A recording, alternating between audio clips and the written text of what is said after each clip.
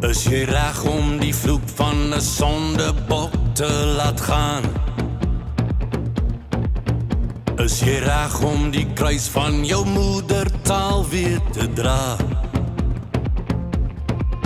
Sê my, staan jy vir iets? Is jy soos die res uitverkoop? Kan jy onthou dit was toe jy Afrikaner was? As hulle sê jy moet, wat dink jy gaan jy doen? Die Afrikaner maak so, hy weet sy krag